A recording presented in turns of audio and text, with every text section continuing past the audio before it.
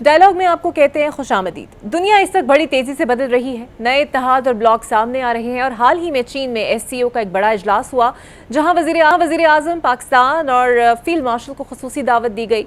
दुनिया इसे चीन के नए वर्ल्ड ऑर्डर के तौर पर देख रही है। सवाल यह है कि क्या वाकई एक नया ब्लॉक बन रहा है और इसमें पाकिस्तान का क्या किरदार होगा? अमरीका और मगरब क्यों परेशान है और पाकिस्तान किस तरह अपने कौमी मफादात का तहफ़्फ़ुज़ कर सकता है? इन्हीं अहम सवालात पर आज हम गुफ्तगू करेंगे और पाकिस्तान के मारूफ सफारतकार और साबिक़ खारजा खुर्शीद महमूद कसूरी साहब से। बहुत शुक्रिया सर आपके वक्त का। सर, ये जो दुनिया में नया ब्लॉक हमें बनता हुआ नज़र आ रहा है जिसमें रूस है, चीन है, ईरान है, टर्की है, शुमाली कोरिया है और पाकिस्तान है, आपको लगता है ये महज एक आम सा आलमी इत्तेहाद हो सकता है, एक तासुर हो सकता है, या वाकई एक बड़ा स्ट्रॉन्ग बॉन्ड और कोलिशन बन के सामने आ सकता है? ये इसमें दोनों ही चीज़ें हैं, एक हद तक हकीकत है और एक हद तक तासुर है। टाइमिंग इसकी बहुत हद तक तासुर है। टाइमिंग कैसी है? सारी दुनिया पे टैरिफ्स प्रेसिडेंट ट्रंप लगा रहे थे और उसका ये था कि अमेरिका सबसे ज़्यादा पहले तो हिट चीन था। ये दूसरी बात है कि आहिस्ता आहिस्ता अमेरिका को अंदाज़ा हुआ, और चीन को तो पहले से अंदाज़ा है कि इनकी दोनों इकॉनमीज़ इतनी गहरी तरह आपस में कपल्ड हैं, बुरी तरह समझें, इनका निकाह हुआ है, एक दूसरे से जान नहीं छुड़ा सकते, चाहे लड़ते मरते रहें, ये एक दूसरे बंधन में हैं, ये फंस गए हैं। इनकी इकॉनमीज़ दोनों को नुकसान होगा अगर इसमें कोई जल्दबाजी की गई, डी कपलिंग या अलहदगी में। तो चाइना और ये सिग्नल भेज रहा था प्रेसिडेंट ट्रंप को कि भाई आप ये मत करें, ये आपकी जो वन वे स्ट्रीट आपने चला दी है कि जो चाह रहे हैं आप लगाए जा रहे हैं टैरिफ्स। दूसरी तरफ ये अमेरिका की मरकज़ियत भी दिखाता है कि आज भी अमेरिका की इतनी बड़ी अहमियत है कि सारी दुनिया ट्रेड के लिए वो कम्पीट कर रही है अमेरिका के साथ। तो सिग्नलिंग इस हद तक ही कि जो सबसे इम्पोर्टेंट तस्वीर दिखाई गई जिसको दुनिया में बहुत तशहीर हुई वो ये कि, और मुझे लग रहा है कि वो कोरियोग्राफ्ड थी, वो नेचुरल नहीं थी कि प्रेसिडेंट पुतिन है वो बाजू पकड़ के लाए प्राइम मिनिस्टर मोदी का और लेके रहे प्रेसिडेंट जी की तरफ, जिनसे उनके को ताल्लुकात अच्छे नहीं रहे, और उनके पास जाके जब इंटरनेशनल मीडिया देख रहा था बड़ी मुस्कुराहटों का तबादला हुआ और इंटरप्रेटर्स मुस्कुराहटें जो थे वो उसको इंटरप्रेट कर रहे थे, अल्फाज क्या थे मुस्कुराहटों के पीछे। और दुनिया का मरकज़ इसलिए बनी कि हिंदुस्तान और रूस दोनों सिग्नल भेजना चाह रहे थे वाया चाइना, और प्रेसिडेंट जी को इसमें कोई एतराज़ नहीं था क्योंकि इस पर ख़ुद अमेरिका प्रेशर पड़ता कि अमेरिका को बताना चाह रहा है हिंदुस्तान कि हमें मत ऐसे धुतकारें जैसे आप धुतकार रहे हैं। रूस बताना चाह रहा है कि यूक्रेन की जंग में आप यकतरफा पॉलिसी यूरोपियन यूनियन के और नेटो के प्रेशर में आके हमसे ना बनाएं, हम आपसे बिगाड़ नहीं चाहते। लेकिन जो असली मरकज़ी मैसेज गया है परेड के बाद और इस मीटिंग के बाद वो ये था कि प्रेसिडेंट जी ने कहा कि दुनिया के सामने दो चॉइसेस हैं। दुनिया से मुराद उनकी स्पीच में अमेरिका था, लेकिन उन्होंने एक्चुअली तो अमेरिका का तो नाम नहीं लिया। उनका दो चॉइसेस हैं, या जंग या अमन। वो अमन चाहते हैं और उन्होंने कहा कि अगर जंग के लिए मसलन हम तैयार हैं। वो कहते हैं ना, deeds speak louder than words. ज़बरदस्त किस्म की परेड थी, नए वेपन्स डिस्प्ले किए गए बशमूल अंडर वाटर ड्रोन्स, बशमूल जो उनकी हाई स्पीड जो सुपरसोनिक उनके जो थे मिसाइल्स वो भेजे गए, हाइपर फास्ट जो थे हाइपरसोनिक, और फिर उनके जो फुल न्यूक्लियर और कन्वेंशनल माइट है, tens of thousands of soldiers के साथ with 50,000 people in Tiananmen Square watching it and world leaders watching it। उसका मकसद था कि भाई ये नहीं अब होगा कि जैसे पहले अमेरिका जो चाहता था करता था और वो उस मनमानी। तो प्रेसिडेंट जो जी ने मैसेज दी, और वो मैसेज एक्चुअली थर्ड वर्ल्ड और इस्लामी दुनिया को में बड़ी अच्छी तरह से रिसीव हुई है। उन्होंने ये कहा क्योंकि अमेरिका की पॉलिसी से ख़ास तौर पर इज़राइल पे इस्लामी दुनिया में बहुत इज़्तिराब है और हुक्मरान इस्लामी दुनिया के बोलें या ना बोलें, क्योंकि वो बहुत उसमें उनके मसाइल होते हैं और उसके अंदर उनको अपने जो हुक्मरानी के मसाइल हैं, ज़ाती मसाइल जो भी कह लें आप, वो इतनी ओपन पोजीशन नहीं लेते। तो लेकिन कसूरी पब्लिक साहब, इन ये जो ममालिक मैसेज की जिसका आप सारी जिक्र कर इस्लामी रहे हैं, दुनिया में नाराज़ है। बिल्कुल सही सर, जो मैसेज का आप जिक्र कर रहे हैं और बड़े खूबसूरती से आपने तो वो मैं कह रहा हूँ ये मैसेज थर्ड वर्ल्ड को भी गया है, अफ्रीका को भी गया ठीक है, है। उनको ये गया और अमेरिका को मैसेज गया है कि आपकी वन मानी नहीं मानी जाएगी और दुनिया इकट्ठी हो जाएगी। जो डी डॉलराइजेशन की बात हो रही है वो ये है कि अगर आपने वन वे ट्रैफिक रखा कि ये इस पे भी सैंक्शन लगा देंगे, उस पर भी सैंक्शन लगा देंगे, अपना मॉनेटरी सिस्टम डिनाई कर देंगे, वो जो उनका स्विफ्ट सिस्टम है, स्विफ्ट एक्सचेंज सिस्टम, तो हम अल्टरनेटिव ढूंढेंगे। तो कसूरी साहब, ये जो मैसेज आप बता रहे हैं सर, पावरफुल सिग्नल, बिल्कुल सही, ये जो मैसेज आप बता रहे हैं सर, ये अमेरिका के लिए किस हद तक परेशान कुन है? और आपको नहीं लगता कि अगर वाकई इतना सीरियस मैसेज पुश हुआ है, अब तो कोई नया सर्द जंगी माहौल भी जन्म ले सकता है? मेरा ख्याल है जंगी माहौल के चांसेस कम है। उसकी वजह यह है कि ना अमेरिका जंग चाहता है और ना चीन जंग चाहता है। चीन की तो राइज ही पीसफुल है और वो उसको तो जंग से शदीद नुकसान होगा, तो चाहता तो कोई भी ना अमेरिका ना चीन। बल्कि प्रेसिडेंट ट्रंप तो कई दहाइयों के बाद ऐसे प्रेसिडेंट आए हैं जो बरमला ऐलान कर रहे हैं कि मैं किसी जंग में नहीं लेके जाऊंगा और जो जंग है उन्हें ख़त्म कराऊंगा। तो इसलिए जंग का ख़तरा मुझे नज़र नहीं आ रहा। हाँ, जहाँ तक यूरोप का मामला है वो और है, वो क्योंकि जो यूक्रेन की जंग है उसमें यूरोपियन यूनियन नेटो इन्वॉल्व है, उसमें रूस इन्वॉल्व है, उसमें 300 साल की तारीख इन्वॉल्व है, कौन कौन से मुल्क थे, किस तरह उनका मुकाबला होता था। तो यूरोप के लिए इतना आसान नहीं जितना प्रेसिडेंट ट्रंप के लिए हो सकता है हो कि वो यूक्रेन पे आंखें बंद कर लें। तो इसलिए जंग का अगर कोई ख़तरा है लिमिटेड, वो यूरोप की हद तक तो है, लेकिन मेरा नहीं ख्याल है कि उस किस्म की फुल ब्लडेड जंग जो कि यूरोपियन पूरे ममालिक को, मुझे नहीं लग रहा कि होगी। हाँ, ज़रूर है कि ये वो दोनों सब चाह रहे हैं कि पीस टॉक्स हों, या रूस की और यूक्रेन की, और यूरोप चाह रहा है कि प्रेसिडेंट ट्रंप के ऊपर वो क्योंकि इन्हिसार नहीं कर रहा, रूस को बावर कराए कि जी बेसिक हमारी जो बॉर्डर्स हैं, जो सेकेंड वर्ल्ड वॉर के बाद बॉर्डर्स बने हैं, वो सैक्रोसैंक्ट है, सेक्रेड है, उनको तब्दीली उनमें नहीं लाई जा सकती। अब इसके ऊपर बातचीत होगी, लेकिन जो दुनिया की जंग जिसमें बाकी दुनिया फंस जाए, मुझे होती नज़र नहीं आ रही। और सर, पाकिस्तान ने कोशिश तो करता है कि चीन हो या अमेरिका हो, दोनों के साथ ताल्लुकात बैलेंस रहें, क्योंकि अब अमेरिका भी बड़ी हद तक पाकिस्तान के लिए फेवर रखता है और ट्रंप जिस तरीके से पाकिस्तान के हवाले से बात करते हैं वो भी हमने देखा। बहुत अरसे बाद ये खुशगवार चेंज आया है अमेरिका के मूड के अंदर भी। तो मुश्किल नहीं होगा सिफारती लिहाज पर पाकिस्तान को दोनों के लिए बैलेंस रखना? अभी तक तो हमारी पॉलिसी कामयाब रही है। मैंने तो खुद 5 साल इस पॉलिसी को अपनाया, इस पे अमल किया। जब उस वक्त हम मेजर नॉन नेटो एलाई थे, इतने करीब थे अमेरिका के जब मैं फॉरेन मिनिस्टर था, लेकिन हमने डट के मुखालफत की अमेरिका की जब उसने इराक पे हमले का फ़ैसला किया।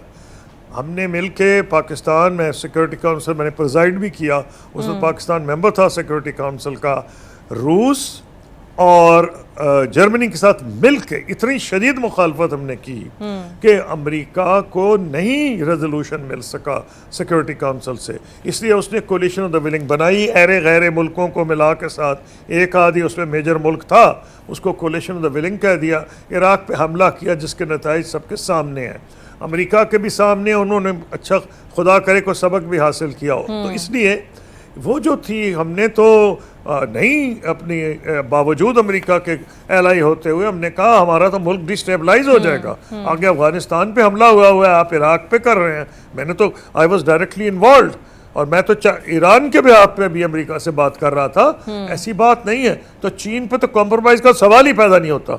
मुझे तो किसी ने कहा भी नहीं कि आप चाइना से कॉम्प्रोमाइज़ करें हमारे ताल्लुकात की खातर, कि उन्हें पता है कि पाकिस्तान चीन की पॉलिसी को नहीं छोड़ेगा। इट विल नॉट कॉम्प्रोमाइज इस रिलेशनशिप विद चाइना। लेकिन हम ताल्लुकात अमेरिका से इसलिए बेहतर चाहते हैं कि तारीख़ी तौर पर शुरू से अमेरिका ने पाकिस्तान की उस वक्त मदद की जब हमें मदद की ज़रूरत थी। जो बड़े 2 डैम्स बने हैं, मंगला और तरबेला, वो अमेरिका की मदद से बने हैं। वर्ल्ड बैंक अमेरिका ने मदद की इंडस बेसिन ट्रीटी में। कसूरी साहब, विक्ट्री परेड में वज़ीर आज़म शहबाज शरीफ साहब भी मौजूद थे, 4 ताकतवर तरीन रहनुमाओं के हमरा। कितनी शिरकत आपकी उनको अहम नज़र आती है? स्ट्रैटेजिक तौर पर कितना मजबूत ये पैगाम है स्पेसिफिकली भारत को? देखिए, जहाँ तक भारत का ताल्लुक है, भारत अपने ही किए में बुरी तरह फंस गया है। पहली बात तो है अमेरिका की जो मेरे ख्याल में जो तब्दीली आ रही है भारत की तरफ, ये ऐसी ही नहीं है जो लोग कह रहे हैं जी ट्रंप की तबीयत जो है वो ऐसी है, घड़ी में माशा घड़ी में तोला। लग रहा है को री असेसमेंट हो रही है कि जो इंडिया पाकिस्तान पॉलिसी 20 साल रही है प्रेसिडेंट बुश ऑनवर्ड्स, उसका अमेरिका को फ़ायदा हुआ या नहीं। उन्होंने एक अंदाज़ा लगाया है, अव्वल अगर वो चाहते थे कि अमेरिका की मदद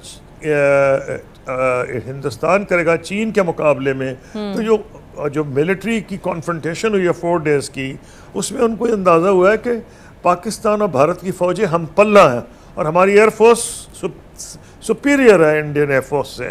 तो वो जो एक उनका एक झूठा एक किस्म का तासुर बना हुआ था कि जनाब बहुत बड़ी ताकत है मिलिट्री, और हमें ताने दिया करते थे इंटरनेशनल कॉन्फ्रेंसेस में कई दफ़ा इंडियन कि हमसे क्यों लड़ रहे हो, हमारा तो जो डिफेंस बजट है तुम्हारे बजट से बड़ा है। वही बजट से नहीं होता, अगर बजट होता तो वियतनामी जो है अमेरिका को नाक थरे चने ना चबवा देते। तो वो जो था, वियतनाम ने ये साबित कर दिया मॉडर्न डेज में भी कि जनाब अगर आप सिमेट्रिक वॉर फाइट करें और आप डिटर्मिन्ड हो तो बड़ी से बड़ी कुव्वत कामयाब नहीं हो सकती। तो एक तो ये बात है कि जहाँ तक ताल्लुक है इंडिया का, एक उनको नुकसान हुआ है वो 4 दिन की जंग छेड़ के। फिर डिप्लोमेटिकली उनकी आइसोलेशन इतनी बुरी तरह नज़र आई है, क्योंकि वो कहते तो ये थे कि हम तो पाकिस्तान को आइसोलेट कर देंगे। नतीजा क्या निकला कि सिवाय इजराइल के किसी मुल्क ने इंडिया को सपोर्ट नहीं किया। हिंदुस्तान और मोदी साहब का कीमा बना फिलहाल ये बिल्कुल सही, ये आपने से बड़ी खूबसूरत बात की, क्योंकि जो उनके तासुरात इस पूरे इवेंट पर हमें नजर आए वो भी कुछ ऐसे ही थे कि जनाब मैं क्यों आ गया, मुझसे गलती हो गई। एक ब्रेक ले लेते हैं, ब्रेक के बाद आपसे मिलते हैं। Welcome back. मेरे साथ मौजूद होंगे नून लीग के सीनियर रहनुमा और वफाकी वजीर हुज़ैफा रहमान साहब। बहुत शुक्रिया हुज़ैफा आपके वक्त का। तनकीद किसी मसले का हल नहीं होती। इस वक्त हमारे मुल्क को एक सैलाब की एक ऐसी सूरत हाल से हम लोग दो चार हैं कि 2 बड़े सूबे इस कलामिटी से गुजर रहे हैं। मेरा सवाल इससे हटकर ये है कि हमारी तरजीहात और हुकूमत की तरजीहात में लॉन्ग टर्म पॉलिसी आपकी नज़र में क्या होनी चाहिए और शहबाज शरीफ साहब क्या इस पर सोच रहे हैं? देखिए, आपको याद होगा शहबाज साहब जब चीफ मिनिस्टर पंजाब थे 2010 में सैलाब आया था और वो सैलाब इंडस पर आया था और पूरे जनूबी पंजाब में उस सैलाब ने एक तबाही मचाई थी। और शहबाज साहब ने उसके बाद जो है, आपको याद होगा, तौसा बैराज की एक्सपेंशन का काम शुरू किया। आज झंग जो बहुत बड़े नुकसान से बचा है, अभी भी बहुत नुकसान हुआ है, लेकिन अदरवाइज अगर त्रिमू में मजीद गेट्स ऐड ना किए जाते तो पूरा झंग सफेदी से मिट जाता। तो इस तरीके से मैं समझता हूँ कि अब वक्त आ गया है कि चारों सूबे मिलकर नए बैराजेस पे हमें काम करना होगा। जाहिर है बैराजेस की जो कैपेसिटी है उसको हमें एनहांस करना होगा, और उसके अलावा क्लाइमेट चेंज के हवाले से जो दुनिया रिसर्च कर रही है, स्टडीज कर रही है, उसके मुताबिक आगे चलना होगा। अदरवाइज आप देख रही हैं कि मुसलसल बारिशें बढ़ रही हैं।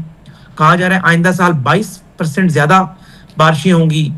आज ये सैलाब जो है, चूंकि हमारे नेक पे इंडिया बैठा हुआ है, उसने पानी छोड़ा है, तो ये सतलुज, ब्यास, रावी और चनाब में आया है। कल यही सैलाब जो है आपके सिंध में आ सकता है अगर बारिशें ज्यादा हों और दरिया काबुल जो है वो भर जाए और फिर चश्मे ऊपर से ग्लेशियर पिघले और उसके बाद सबाबी एंड देन यहाँ आगे दरिया सिंध शुरू हो जाता है। तो हमें अगर अभी भी हमने क्लाइमेट चेंज को सीरियस ना लिया और इस पर काम ना किया तो मेरे ख्याल से मुश्किलात बढ़ेंगी। और अब वक्त आ गया है कि हम हर 2-3 साल बाद सैलाब का सामना करें और कई 100 अरब का अपना नुकसान करें। उससे बेहतर ये है कि हम पहले ही कुछ इस तरह के इकदाम कर लें कि कुदरती आफत के नुकसान और उसका जो जाहिर है वैक्यूम है उसको हम जरा कम कर सकेंगे। बिल्कुल सही। अच्छा हुज़ैफा, हमने ये देखा कि पहले ख्वाजा आसिफ साहब ने निज़ाम और मसाइल की निशानदही पर ट्वीट्स की, फिर कौमी असम्बली में तकरीर की, उसके जवाब में हनीफ अब्बासी साहब ने भी कुछ बयानात दिए। ये सब ज़ाती अनाद है या इसकी वजह कुछ और है? देखिए, ख्वाजा आसिफ साहब ने जो बातें कही वो अगर ना कही होती तो बहुत अच्छा होता और ये नौबत ना आती, लेकिन उसके बाद मैं समझता हूँ कि ख्वाजा साहब पार्टी के इंतहाई सीनियर रहनुमा है और मुझसे में किसी को हक हासिल नहीं है कि फ्लोर ऑफ द हाउस इस तरह की बात करें जिससे तलखी मजीद बढ़े। ख्वाजा साहब पे तनकीद यही की है ना जी कि जो बेडरूम या ड्राइंग रूम की बात है वो उन्होंने असेंबली फ्लोर पर करना शुरू कर दी है, मीडिया टॉक शोज पे करना शुरू कर दी है और पार्टी की क़यादत के सामने, पार्टी के लोगों के सामने बंद कमरे में आप ये बात करें। लेकिन वही काम जो है मेरे बहुत प्यारे दोस्त हैं, मेहरबान हैं, भाई हैं, वो हनीफ अब्बासी साहब ने कर दिया। तो मैं समझता हूँ कि ख्वाजा साहब ने जो अगर गलती कर भी ली थी एज अ बड़े हमें देखना चाहिए था और उसका तदारुक जो है वो पार्टी के बंद कमरे में होता तो ज्यादा बेहतर था। लेकिन राणा सनाउल्लाह साहब ने बड़ी प्यारी बात की है कि जो भी गलत फहमी है ख्वाजा साहब और हनीफ अब्बासी साहब के दरमियान उसको इंशाल्लाह ताला हम आइंदा चंद रोज में ना सिर्फ दूर कराएंगे और कोशिश करेंगे कि आइंदा इस तरह का कोई वाकया ना हो। बिल्कुल सही। अच्छा, डैम्स की बात हो रही है, वाटर रिजर्वायर्स की बात हो रही है। अली अमीन गड्डाफुर साहब ने कालाबाग डैम की हिमायत कर दी है, फिर उन्होंने कहा कि कालाबाग डैम वाली बात करें, तर्जुमान पंजाब हुकूमत ने भी उसकी तायद की, फिर वो सदारती निज़ाम के हवाले से भी बात करते हैं। आपके ख्याल में ये जो टिल्ट उनकी सोच में आया है ये क्यों आया है और मज़ीद सूबे बनाने के हवाले से आप लोगों की क्या पॉलिसी है? देखिए, अली अमीन गंडापुर साहब ने जो कालाबाग डैम की बात की है, कोई भी ज़ीशुर शख्स होगा वो कालाबाग डैम की हिमायत ही करेगा। अक्सर कहा जाता है कि जी पंजाब का इशू है, पंजाब को तो कभी कोई इशू रहा ही नहीं, पंजाब तो दरमियान में है। इशू या कालाबाग के लोगों को है जहां वो कालाबाग बनना है और वो एक नेचुरल झील मौजूद है, या इशू सिंध के लोगों को है कि वो समझते हैं कि दरियाए सिंध पर इतना बड़ा अगर बैराज बन गया या डैम बन गया तो शायद हमारा पानी रोक लिया जाएगा। तो इस हवाले से जाहिर है कोई भी मरकजी हुकूमत ये नहीं चाहेगी कि वो अपने किसी भी सूबे का पानी रोके। अगर कालाबाग पंजाब में बन रहा होता तो आप कहते हैं कि एक सूबे के लोगों को फायदा देने के लिए बन रहे हैं, तो बन ही केपीके में रहा है और उसका पूरा रेगुलेशन जो है वो केपीके की हुकूमत के पास होना है। और केपीके की हुकूमत को एतराज ये नहीं है क्योंकि हमें पानी की तरसील मुतासिर होगी, उन्हें एतराज ये है कि हमारा एक पूरा इलाका जो है वो कालाबाग बनने से जो है वो एक झील की नजर हो जाएगा। तो इस हवाले से अली अमीन गंडापुर साहब ने अच्छी बात की है, उसको अप्रिशिएट करना चाहिए। मैं समझता हूँ कालाबाग डैम बनना चाहिए और कालाबाग डैम समेत दीगर मंसूबे बनने चाहिए। लेकिन कालाबाग डैम की हम बार बार बात इसलिए करते हैं कि एक मोस्ट फीजिबल और एक मोस्ट जो है वो प्रैक्टिकल मंसूबा है और अगर ये मंसूबा जो है बन जाएगा तो जाहिर है कम अज कम इंडस के ऊपर आने वाले जितने भी सैलाब हैं उससे महफूज हो जाएगा, सिंध महफूज हो जाएगा, पंजाब में डेरा गाजी खान, मुजफ्फरगढ़, ये इलाके राजनपुर महफूज हो जाएंगे। लेकिन अगर उनकी जमात ने कहा है कि ये एक मुतनाज़ा बात है तो मैं इस पर मजीद कोई बात नहीं कर सकता, लेकिन मैं इस पर किसी भी जमात के साथ बैठ के डिबेट कर सकता हूँ। ओपन डिबेट आप कर लें इसके। हाँ, ये बात हो सकती है कि कालाबाग डैम बनाए, उसकी ऑपरेटिंग का तरीकेकार जो है पानी की डिस्ट्रीब्यूशन का वो तीनों सूबों के पास हो या चारों सूबों के पास हो। लेकिन ये कहना कि मंसूबा ही ना बने और सिंध एक बूंद को तरस जाएगा, बलोचिस्तान कच्ची कनाल एक बूंद को तरस जाएगी, वो दुरुस्त बातें नहीं है। हर चंद साल बाद इतने बड़े बड़े सैलाब आते हैं और हम कई लाख क्यूसिक पानी समंदर की बुर्द कर देते हैं। उससे बेहतर यह कि इस तरीके का अगर आपके पास एक रेजरवायर बन जाए और आपके पास एक बड़ा डैम मौजूद हो तो जाहिर है आपकी कई लाख एकड़ अराजी भी बचेगी और आपके पास जो है जाहिर है पानी का भी एक बड़ा जखीरा मौजूद होगा। बिल्कुल सही। अच्छा हुज़ैफा, ये तमाम चीज़ें होने के लिए एक नेशनल कंसेंसस की हमें बड़ी ज़रूरत है, चाहे वो कालाबाग डैम हो, चाहे वो आपकी मौसमियाती पॉलिसी हो, चाहे वो तजावज़ात का मामला हो या फिर दरियाओं के किनारे जो हाउसिंग सोसाइटी बन रही है उसका मामला हो। क्योंकि अभी खबर भी आई है कि पंजाब हुकूमत ने रेड जोन करार देकर तमाम उन तजावज़ात को हटाने का कह दिया जो कि दरियाओं के पास हैं। अब अगर एक नेशनल पॉलिसी हमें बनानी है उस कंसेंसस के लिए भी बड़ी मेहनत दरकार है। देखिए, कंसेंसस पे जब भी आप बैठते हैं कंसेंसस की वजह से ही ना कंसेंसस हो पाता, मंसूबा मुतनाज़ हो जाता है। मैं समझता हूँ हमें कंसेंसस से आगे बढ़ना होगा। ये ऐसे मंसूबे नहीं है कि इन पे आपके इत्तफाक राय जरूरी है, इन मंसूबों पे लॉजिक जरूरी है। आपको इस पे नेशनल डिबेट करनी चाहिए, कोई आवाम से आपने रेफरेंडम कराने रेफरेंडम कराएं, लेकिन अगर आपने चंद लोगों की अनाओं की भीड़ चढ़ाना है किसी भी मंसूबे को तो वो कोई जो है इत्तफाक राय के नाम पर मंसूबा ही ना बने, तो कोई मुनासिब बात नहीं है। अगर मुसलसल इस दफा सैलाब आया है, ये तो आपके इन 5 दरियाओं में आया है जो कि इंडिया से आ रहे हैं, लेकिन इससे पहले आपके जब भी बड़े सैलाब आए हैं वो सिंध में आए हैं, और सिंध में अगर काला बाग बन जाए तो सैलाब का रास्ता हमेशा हमेशा के लिए रुक सकता है, या आप कह सकते हैं कि आप कुदरती आफत पे बहुत हद तक काबू पा सकते हैं। लेकिन अगर आप कहें कंसेंसस हो, इत्तफाक राय हो, इत्तफाक राय तो मेरे ख्याल से सिंध में कोई बंदा बात ही नहीं करना चाहेगा इसके ऊपर, पंजाब में कोई बंदा इस पे बात नहीं करना चाहेगा। अगर आप कहेंगे केपीके में उनके वजीर आला ने बात की तो इतना ज्यादा उन्हें प्रेशर का सामना करना पड़ा कि चंद घंटों में उन्होंने बात अपना बयान वापस ले लिया या उसको मोल्ड कर दिया। तो मेरे ख्याल से इसके ऊपर अब आपको अवामी राय जांचना होगी, और अगर अवाम समझती है और दूसरा इसके लॉजिक्स ठीक है, दुनिया की बेस्ट फर्म से आप राय लें, और अगर वो राय देती हैं तो फिर आपको इसकी तरफ जाना चाहिए। बिल्कुल सही है, वेरी सेन एडवाइस। बहुत शुक्रिया आपका हुसन। देखते हैं कि हुकूमत इस पर अब क्या पॉलिसी बनाती है, क्योंकि एक नेशनल कंसेंसस इस नेशनल इशू के ऊपर अब बहुत ज़रूरी है। बहुत शुक्रिया आपका। एक ब्रेक लेते हैं, ब्रेक के बाद वेलकम बैक। एक तरफ मुल्क के 2 बड़े सूबे शदीद सैलाब की तबाहकारियों से दोचार हैं, लाखों लोग बेघर हैं, खेत खलियान पानी में बह गए हैं, मगर हुकूमती सतह पर ज्यादा तवज्जो रिलीफ और रेस्क्यू से ज्यादा फोटो सेशंस और सोशल मीडिया मुहिम पर नजर आ रही है। अवाम में ये सवाल शिद्दत से उठ रहा है कि आखिर जिम्मेदारी कौन लेगा और हकीकी रिलीफ कब होगा, और इसी दौरान आलमी मंजरनामे पर पाकिस्तान को गैर मामूली अहमियत हासिल हो रही है। वज़ीर आज़म और आर्मी चीफ का हालिया चीन का दौरा, शंघाई ताउन तंजीम का इजलास और वहाँ बड़े रहनुमाओं से मुलाकातों को पाकिस्तान की बढ़ती हुई सिफारती अहमियत के तौर पर देखा जा रहा है। सवाल ये है कि क्या वाकई पाकिस्तान की खारजा पॉलिसी एक नई सिमत अख्तियार कर रही है?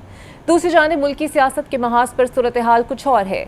PTI की जानिब से कायमा कमेटियों से इस्तीफे, मुज़ाकरात की बहस और फिर सदारती निज़ाम और कालाबाग डैम जैसे मौज़ूआत ने सियासी कशमकश में मजीद इजाफा कर दिया है। इन्हीं तमाम सवालात पर बात करने के लिए मेरे साथ मौजूद होंगे सीनियर तजज़ियाकार है और एंकर पर्सन है मुनीब फारूक। बहुत शुक्रिया मुनीब आपके वक्त का। मुनीब, इस वक्त मुल्क के 2 बड़े सूबे सैलाब की जद में हैं और तीसरा हाई फ्लड का भी खदशा है।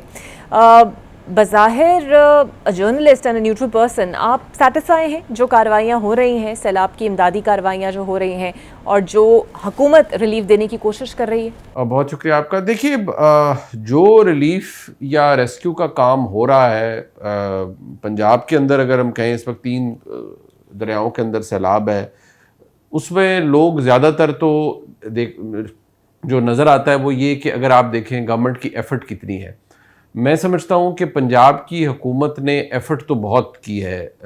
हाँ, तनकीद तो फिर हिस्सा है, सियासी जमातें या कुछ लोग तनकीद भी करते हैं, कुछ लोग तशहीर के एलिमेंट को लेकर तनकीद करते हैं, लेकिन ओवरऑल जो रिस्पॉन्स है पंजाब की हुकूमत का, वो ज़ाहिर बात है स्टार्ट पाकिस्तान और पंजाब की वज़ीर आला मरीम नवाज शरीफ साहिबा से होता है, फिर उनके साथ जो सिविलियन एडमिनिस्ट्रेशन है या इवन मैं कहूँगा पुलिस, तो कोशिश तो यही हो रही है कि लोगों को मैक्सिमम रिलीफ प्रोवाइड किया जाए।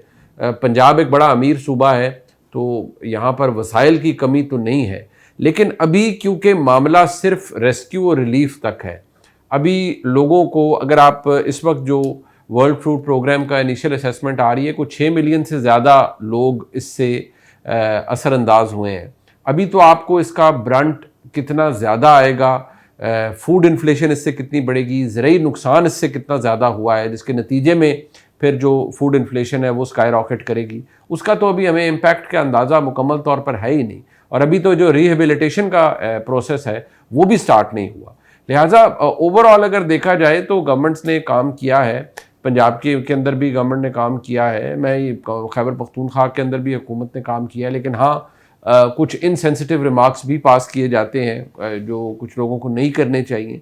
लेकिन अभी तो ये सिलसिला लगा हुआ है, और अभी भी मैं दोबारा कह रहा हूँ कि अभी तो एक बड़ी अलार्मिंग सिचुएशन है, और शायद अगले कुछ हफ्तों के अंदर मज़ीद एक बहरान जो इन लोगों को, जितने भी लोग इस वक्त इस बदहाली का शिकार हैं, उनको दोबारा रीएडजस्ट करना, उनको दोबारा उनकी जगहों पर वापस लेकर जाना, और जितना नुकसान हुआ है उसकी भरपाई करने में ना सिर्फ बेशुमार वसाइल लगेंगे बल्कि वक्त भी लगेगा। ठीक है। और कहा जा रहा है कि बहुत सारे ऐसे फैसले होते हैं जो बज़ाहिर नून लीग की हुकूमत को पता नहीं होते, और क्या वाकई ऐसा तासुर है कि नवाज शरीफ साहब का हर बात पे समझौता कर लेना या फिर खामोश रहना इस बात की नवीद देता है कि जो जैसा है वैसा ठीक है और चलता रहे? देखिए, मैं नहीं समझता कि हुकूमत को सिरे से पता नहीं होता, हुकूमत को पता तो होता है, लेकिन हाँ हुकूमत और एस्टेब्लिशमेंट की अगर हम इशारा करें, जो आपके सवाल में भी जाहिर है, तो वो ये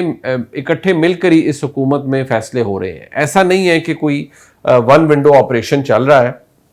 वो इसलिए कि जो भी एस्टेब्लिशमेंट की तरफ से फैसले लिए गए हैं या जो कुछ भी किया गया है उसकी मुकम्मल तायद हासिल रही है पाकिस्तान की हुकूमत को भी, और इसी तरह वाइस वर्सा भी देख लें, अगर हुकूमत ने कोई फ़ैसला किया है तो इस्टेब्लिशमेंट की तायद हासिल रही है इस हुकूमत को। फिर अगर इस्टेब्लिशमेंट कोई डिसीजन लेती है तो वो भी हुकूमत के ही मीडियम से उसको अनाउंस करवाती है और उसी के तहत चलती है। लिहाजा वहाँ तो प्रॉब्लम नज़र नहीं आ रहा। लेकिन जो एक प्रॉब्लम है वो जिस तरह आपने कहा नज़रियाती सियासत, तो देखिए नज़रियाती सियासत तो ज़रूर उसको एक सेटबैक लगा है। मियां नवाज शरीफ साहब का नारा था 2018 में, वोट को इज्जत दो। साथ वो सिविलियन सुप्रीमेसी के बहुत बड़े दाई हैं, मेरे ख्याल में जो सबसे बड़े एडवोकेट हैं वो क्या इस हाइब्रिड निज़ाम को अच्छा समझते हैं, बेहतर समझते हैं। उनके कुछ करीबी दोस्त तो ये कहते हैं कि उनकी तमाम तर ब्लेसिंग्स इस हुकूमत के साथ हैं, जो कि जिसके बारे में अब वज़ीर दिफा भी कहते हैं कि एक हाइब्रिड निज़ाम है। लेकिन नज़रियाती तौर पर मियां नवाज शरीफ साहब किसी हाइब्रिड निज़ाम के कायल नहीं रहे और उनका तो मुख्तलिफ एक व्यू पॉइंट रहा है, लेकिन कम अज़ कम आज वो इसके हवाले से कोई एतराज़ करते हुए नज़र नहीं आते। तो वहाँ इन अ वे आप ये कह सकते हैं कि उनकी पोजीशन अब वो नहीं रही जो हमेशा रही है पहले। बिल्कुल सही। मुनीर, ये बताइएगा, वज़ीर आज़म और फील्ड मार्शल सईद आसिम मुनीर का जो दौरा चीन था वो बहुत कामयाब रहा है। इवन दुनिया उसकी मुतरफ हो रही है, इसमें तो कोई शक नहीं है। और बज़ाहिर अब ये इम्कानात यकीन में बदल गया है कि पाकिस्तान आइंदा आने वाले दिनों के अंदर एक अजीम लीडर के तौर पे सामने आ सकता है। देखिए लीडर तो मैं ये कहना शायद मुनासिब नहीं होगा, लेकिन पाकिस्तान को पे अल्लाह का बहुत करम हुआ है कि पाकिस्तान ने जो ख़ास तौर पर जंग जीती है भारत से, ये जो एक छोटा कॉन्फ्लिक्ट था, शॉर्ट कॉन्फ्लिक्ट, इसके अंदर जो भारत की को एक मुंह की खानी पड़ी और जो डिप्लोमेटिक फ्रंट पे पाकिस्तान ने कामयाबी हासिल की है, उसने पाकिस्तान को एक सेंट्रल रोल तो दिया है और पाकिस्तान को एक इज़्ज़त और तकरीम मिली है। फिर जिस तरह अमेरिका के अंदर पाकिस्तान के फील्ड मार्शल की अमेरिकी सदर से मुलाकात, फिर सारे मामलात, और जिस तरह एक रिलेशनशिप पाकिस्तान का डेवलप हुआ है विद दी अमेरिका, और जो इस रीजन के अंदर पाकिस्तान की अहमियत बढ़ी है, उससे पाकिस्तान को इज़्ज़त और वक़ार में तो बहुत इजाफा हुआ है। Pakistan as a nation, Pakistan as a state, उसकी अहमियत में तो बहुत इजाफा हुआ है। अच्छा, ये बताइएगा कि ये कहना बैरिस्टर गौहन के बयान के मुताबिक कि बानी की रहाई और मामलात पर कॉन्टैक्ट इस्टेब्लिश हो रहा था, लेकिन फिर उसी रात उन पर एक और केस हो जाता है जिससे मामलात खटाई में पड़ जाते हैं, और आपको बज़ाहिर महसूस होता है कि मामलात अब पॉइंट ऑफ नो रिटर्न की तरफ बढ़ते जा रहे हैं, क्योंकि एक तरफ तो वो एक्सपेक्ट कर रहे हैं कि बातचीत हो, लेकिन दूसरी तरफ उनके जो इल्ज़ामात से भरे ट्वीट्स हैं जो PTI के ऑफिशियल अकाउंट से ट्वीट होते हैं वो बंद नहीं होते। देखिए सियासत के अंदर कोई आखिरी चीज़ तो होती नहीं है, हतमी चीज़ तो कोई नहीं होती, तब्दीलियाँ भी हो जाती हैं। लेकिन मैं इतना ज़रूर कहूँगा कि जिस कॉन्टैक्ट की बात की जाती थी वो एक राब्ता या वो को होता था, लेकिन कोई फॉर्मल डायलॉग नहीं होता था, और उसको तरीके इंसाफ ये समझती थी कि शायद इससे हमारे लिए रास्ता खुल रहा है, जबकि ऐसा कुछ नहीं था कि जिससे तरीके इंसाफ के लिए रास्ता खुल सके। वो स्टेज इफेक्टिवली तो उस तरह अभी आई भी नहीं, लेकिन सियासत के अंदर कुछ भी हो सकता है और ये स्टेज बगैर बताए आ भी सकती है। अच्छा, ये बताइएगा, कमेटी से PTI इस्तीफे देकर आपकी नज़र में क्या हासिल करना चाहती है, या फिर हो सकता है उनका बैकडोर एजेंडा ये हो कि इस्तीफे दे दें, बहरानी कैफियत से दो चार कर दें, किसी ना किसी तरह हुकूमत के काम के मामलात को लटकाए रखें और हुकूमत की बाकी मुद्दत भी इन्हीं बहरानों से निपटते हुए चली जाए, क्योंकि अभी तो हम जानते हैं कि 2 बड़े सूबों में सैलाब है और बहुत सारे चैलेंजेस हैं। देखिए कहा तो ये जा रहा है कि अगली स्टेज पे तहरीक इंसाफ के दोस्त असम्बलियों से इस्तीफ़े दे सकते हैं इमरान खान साहब के कहने पे, लेकिन अभी तो कमेटियों से पूरे MNAs ने भी इस्तीफ़े नहीं दिए। आज एक लिस्ट सर्कुलेट कर रही है जिसके अंदर बहुत से ऐसे MNA साहिबान हैं जिन्होंने कमेटीज़ के अंदर अभी भी उनकी मौजूदगी है, और हुकूमत ने भी कहा है कि हम ये इस्तीफ़े मंजूर नहीं करेंगे। उनका मकसद, तहरीक इंसाफ का मकसद ये हो सकता है कि इस निज़ाम को डिस्क्रेडिट करें कि यहाँ एक मुल्क की सब बड़ी जमात निज़ाम का हिस्सा नहीं है या हुकूमत या पार्लियामान का हिस्सा नहीं रही, जबकि हुकूमत चाहती है कि एक लेजिटिमेसी रहे। वो अलहदा बात है कि अगर तहरीक इंसाफ इधर उधर हो भी जाती है तो फिर भी इस निज़ाम को असर नहीं पड़ेगा, ये तो चल ही रहा है और शायद चलता ही रहेगा भी। और आपके ख्याल में मुज़ाकरात किसी तौर पे किसी पॉइंट पर शुरू हो सकते हैं, या फिर इतनी स्पेस मिल सकती है पीटीआई को कि वो सियासी तौर पे जल्द से जुलूस कर सकें? देखिए, मिलनी तो चाहिए, लेकिन अभी फिलहाल तो कोई डायलॉग अभी होता हुआ नजर नहीं आ रहा। आगे जाकर क्या हो उसके बारे में तो कुछ नहीं कहा जा सकता, लेकिन फिलहाल डायलॉग की ऑप्शन नजर नहीं आ रही। आपस में फिलहाल तो तनाव बहुत ज्यादा है। अगर ऑप्शन निकलती भी है तो वो एस्टेब्लिशमेंट और तहरीक इंसाफ का डायलॉग तो नहीं हो पाएगा, वो तो हुकूमत के साथ तहरीक इंसाफ का डायलॉग होगा। और वैसे सियासी स्पेस तहरीक इंसाफ को, वो एक बड़ी सियासी जमात है, उन्हें मिलनी चाहिए। वो ना होना इन हुकूमतों के ऊपर जो आज मौजूद हैं, इन सियासी जमातों के ऊपर जो आज निज़ाम हुकूमत का हिस्सा हैं, उनकी जमहूरी क्रेडेंशियल्स के ऊपर बहुत बड़ा सवाल भी उठाएगा। बहुत शुक्रिया मुनीफ फारूक साहब, आपके वक्त का। देखते हैं आने वाले दिनों में मुल्की सियासत क्या नया रुख हमारे सामने लेकर आएगी। एक ब्रेक लेते हैं, ब्रेक के बाद आपसे मिलते हैं। Welcome back. पाकिस्तान एक बार फिर शदीद सैलाब की तबाहकारियों से दो चार है और गांव के गांव पानी में डूब गए हैं। हजारों घर उजड़ गए हैं और लाखों अफराद बेघर हो गए हैं। हर चंद बरस बाद हम ऐसे मंजरनामे का सामना करते हैं, मगर सवाल ये है कि आखिर इसकी बुनियादी वजह क्या है? क्या ये सब सिर्फ बारिश और मौसमियाती तब्दीलियों की वजह से है, या हमारी अपनी मनसूबाबंदी और इंतजामी कमजोरी भी इसमें शामिल है? पाकिस्तान पहले ही पानी के बहरान का शिकार बताया जाता है। कहीं बड़े डैम बनाने की बात होती है, कहीं छोटे ज़खायर और रिजर्वायर्स बनाने की तजवीज़ दी जाती है, लेकिन अमली तौर पर कोई इकदाम नहीं होते। दूसरी तरफ कालाबाग डैम जैसा मनसूबा दहाइयों से सियासी तनाज़े में उलझा हुआ है। सूबों के दरमियान पानी की तकसीम पर भी इख्तलाफात बरकरार हैं और बरसों से ये इख्तलाफात खत्म नहीं हो सके।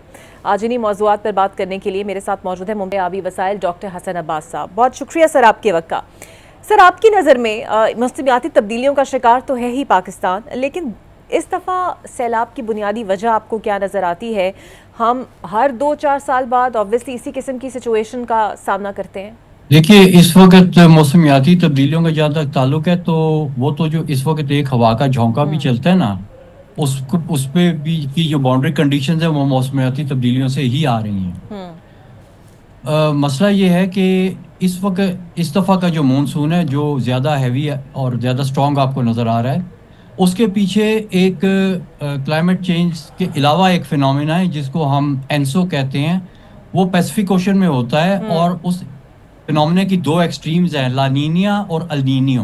तो जब अल्नीनियो आता है तो हमारा मानसून वीक हो जाता है, और जब लानीनिया आता है तो हमारा मानसून स्ट्रांग हो जाता है। दरमियान में जो एनसो न्यूट्रल कंडीशंस होती हैं उसमें भी हमारा मानसून अच्छा होता है, और सिर्फ लानीनिया में जो है वो हमें अल्नीनियो में हमारा मानसून वीक होता है। तो अभी जो है वो लानीनिया कंडीशन आ गई है, जिसकी वजह से हमें स्ट्रॉन्गर मानसून जो है वो मिलेगा। और इसी की बेस के ऊपर जो क्लाइमेट मॉडल्स हैं और जो हमारे मौसमियाती इदारे हैं, ने ये पेशगोई कर दी थी कि इस दफ़ा हमारा जो मानसून है वो पहले से ज़्यादा जो है वो ताकतवर होगा, ज़्यादा उसमें बारिशें होंगी। तो इसमें क्लाइमेट चेंज का कितना किरदार है? क्लाइमेट चेंज का इसमें ये किरदार है कि जब मानसून का बादल बनता है तो क्लाइमेट चेंज की वजह से ज़मीन ज़्यादा गर्म हो चुकी है, तो बादल ज़्यादा बड़ा बनता है, और वो तकरीबन कोई 1 डिग्री 1.25 डिग्री टेम्परेचर जो हमारा बढ़ गया है, उसकी वजह से तकरीबन 10% ज़्यादा बड़ा क्लाउड बन रहा है, जिसकी वजह से अगर यही लानीनिया का फिनोमेना क्लाइमेट चेंज के अलावा होता तो शायद कोई 5-10% कम बारिशें होती। अब जो 5-10% ज़्यादा हो रही हैं वो क्लाइमेट चेंज का किरदार है, बाकी उसके बैक एंड पर लानीनिया है। जी सर, अक्सर कहा जाता है कि अगर बड़े डैम से पानी निकलकर छोटे रिजर्वायर्स में या डैम्स में चला जाएगा, और अगर ऐसी फैसिलिटीज़ हमारे पास अवेलेबल होंगी तो इस तरह की कुदरती आफात को रोका जा सकता है। आपकी नज़र में क्या वाकई एक मौसर निज़ाम होगा अगर ऐसा कुछ होता है, या फिर सिर्फ महज एक तसव्वुर है? देखिए, मेरी नज़र को भी आप छोड़ दें और तसव्वुर करने वालों को भी छोड़ दें। हम हकायक बयान करते हैं। भारत ने दरिया सतलुज के ऊपर एक बहुत बड़ा डैम बनाया है जिसका नाम है भाखड़ा डैम। उसके नीचे एक और छोटा डैम बनाया है जिसका नाम है नंगल डैम। उसके नीचे फिर रूपर बैराज है जिसमें से कैनाल्स निकल के तो दाएं बाएं ले जाती हैं, पानी को डाइवर्ट कर देती हैं। इन सारी चीज़ों के होते हुए भी जब पानी सैलाब का ज़्यादा आता है भाखड़ा डैम में, तो इनको डैम खोलना पड़ता है। वो सैलाब ना सिर्फ ये कि भारत में तबाही मचाता है, बल्कि उसकी तबाही मचाते मचाते वो पाकिस्तान में पहुंच जाता है। तो ये सारे सिस्टम, और भाखड़ा जो बहुत बड़ा डैम है, इसकी स्टोरेज तरबेला से भी शायद ज्यादा है या उसके बराबर है कम से कम। तो इतने बड़े डैम, उसके नीचे फिर cascades of structures, holding structures, diversion structures, इस सब के बावजूद अगर सैलाब नहीं रुका तो ये थ्योरी गलत है ना। हमें तो हमारे इंडस बेसन में ये चीज़ नज़र आ रही है कि ये थ्योरी गलत है। तो अगर ये कोई चूरन बेचता है कि जी एक के बाद दूसरा, दूसरे के बाद तीसरा, तीसरे के बाद चौथा बनाएंगे तो हम बच जाएंगे, तो भाई बाबा नहीं बचेंगे, फिर भी डूबेंगे। तो डॉक्टर साहब, ये अगर डैम्स ना बनाएं, फॉर इंस्टेंस अगर इस बात को मान भी लेते हैं, लेकिन और बहस ये किसी और तरफ चली जाती है, बट सोल्यूशन तो कोई होना चाहिए ना। फिर इसका सोल्यूशन क्या है आपकी नज़र में? देखिए, डैम क्या करता है, पहली बात तो ये कि ये जो कहते हैं कि डैम सैलाब को रोकते हैं, तो ये बिल्कुल भी सैलाब को नहीं रोकते। 1998 में जिस वक्त मंगला डैम के हमने गेट खोले और हमने जेलम का शहर डुबो दिया, सैकड़ों देहात डुबो दिए, 1000 बंदे मार दिए डैम से पानी छोड़ के, तो डैम ने क्यों नहीं पानी रोका? इसी तरह से भारत में ये 1988 में हुआ, उनको पोंग डैम के और भाखड़ा डैम के गेट खोलने पड़े, ज़्यादा पानी आया, सतलुज तक भी फ्लडिंग हुई। और ये वो फ्लडिंग की कह रहे हैं कि जो 38 साल में इतनी बड़ी फ्लडिंग नहीं हुई थी, तो 38 साल पहले ये फ्लडिंग हुई थी, ये पानी भी डैमों में से ही निकल के आया था। तो इसलिए ये बात होता है कि डैम जो है वो फ्लड्स को नहीं रोकते। 1994 में वापडा ने खुद रिपोर्ट लिखी मंगला से पानी छोड़ने के बाद कि ये डैम फ्लड को नहीं रोकते, ना रोक सकते हैं, ना रोकने के लिए बनाए गए हैं। हाँ, जब डैम बेचने होते हैं तो ये चूरन ज़रूर शामिल किया जाता है कि जी ये फ्लड्स को रोकेंगे, ये नहीं रोकते। ये क्या फ्लड्स के साथ ये क्या करते हैं, ये छोटे छोटे फ्लड्स को रोक देते हैं, गायब कर देते हैं, दरिया सुकड़ जाते हैं। लेकिन जब 10-20 साल बाद बड़ा फ्लड आता है तो उसको ज़्यादा बड़ा करके निकालते हैं। जिन सालों में दरिया सुकड़ा होता है, छोटा होता है, डैम छोटे फ्लड्स को रोक रहे होते हैं, उन सालों में लोग साल साल देख रहे होते हैं कि जी दरिया की ज़मीन खाली है, इधर तो कोई भी पानी नहीं आता। वो उसमें आके घर बना लेते हैं, मकान दुकान बना लेते हैं, सड़कें बन जाती हैं, बिजली के कनेक्शन मिल जाते हैं, ज़मीनें अलॉट हो जाती हैं। उसके बाद में जब सैलाब आता है तो डूबते हैं। तो बड़े डैम लोगों को इस चीज़ का मौका देते हैं कि वो दरिया के बीच में एनक्रोचमेंट करें। आज हम उन लोगों की एनक्रोचमेंट पे तो बहुत वावेला कर रहे हैं कि जी क्यों किसी ने सोसाइटी बना दी, क्यों किसी ने घर बना दिया, क्यों किसी ने उसके बीच में सड़क बना दी, उस पर तो हम वावेला कर रहे हैं। लेकिन इस वावेले में वो वावेला किधर गया कि डैम बनाने से ये सब लोग करीब आए। सबसे बड़ी रिवर की एनक्रोचमेंट जो आप करते हैं रिवर के बीच में, वो लार्ज डैम है। तो सर अगर ये डैम्स ना हो, फॉर इंस्टेंस, अगर सॉरी कतई कलामी की माजरत चाहती हूँ, इंस्टेंस ना हो, तो फिर हम पानी स्टोर कैसे करें, बिजली कैसे बने? बिकॉज हम तो पहले ही कहते हैं हमारे पास पानी बहुत कम है, तो फिर पानी का बहरान कैसे हल होगा, बिजली कैसे हम बनाएंगे? ये बहुत अच्छा सवाल आपने किया है। इसमें भी मैं ना डेटा के साथ बात करूंगा। हमने तरबेला बनाया, सबसे बड़ा डैम, उसके पीछे जो कहते हैं कि जी ये स्टोरेज डैम है, और स्टोरेज आपको किस सेक्टर के लिए चाहिए? इरिगेशन सेक्टर के लिए। फार्मर जो फसलों को पानी लगाता है उसके लिए आपको ये स्टोरेज चाहिए ना। बाकी तो सेक्टर बहुत थोड़ा पानी लेते हैं, उनके लिए तो आपको तरबेले जितना डैम नहीं बनाना पड़ता। अब तरबेला की मैं आपको डेटा बताता हूं जो कि पब्लिश्ड है, Nazir and Chaudhary, doctor Nazir and doctor Chaudhary की किताब है, इरिगेटेड एग्रीकल्चर ऑफ पाकिस्तान, 1988 की पब्लिश्ड है। उसके बीच में उन्होंने तरबेला डैम का डेटा जो वापडा और इरिगेशन डिपार्टमेंट से उन्होंने लिया वो लिखा है। उसमें उन्होंने बताया कि तरबेला बनने से पहले जो कैनाल्स थी उनके बीच में कितना कितना पानी आता था, और उसके बाद में उन कैनाल्स में तरबेला बनने के बाद कितने कितने पानी का इजाफा हुआ। उन्होंने वो डेटा और नंबर दिया हुआ है। हमने उस डेटा और नंबर में देखा कि टोटल कितना इजाफा हुआ कैनाल्स में तरबेला बनने के बाद, क्योंकि कैनाल्स है जो इरिगेटेड सेक्टर में पानी लेके जाती है। तो हमने ये देखा कि जो टोटल इजाफा था तमाम कैनाल्स के बीच में वो 9 मिलियन एकड़ फुट का हुआ। तरबेला की स्टोरेज कैपेसिटी वो 3 मिलियन एकड़ फुट का था। तरबेला की कैपेसिटी थी 9 मिलियन एकड़ फुट जो उसने पानी छोड़ा। उस वक्त इसमें सिल्टिंग विल्टिंग नहीं थी, ठीक है। 9 मिलियन एकड़ फुट तरबेला ने पानी छोड़ा इरिगेशन के लिए, और 3 मिलियन एकड़ फुट कैनाल्स पे पहुंचा, बाकी 6 किधर गया? ये इसको हम कहते हैं कन्वेंस एफिशिएंसी। तरबेला की कन्वेंस एफिशिएंसी 33% है अप टू कैनाल हेड।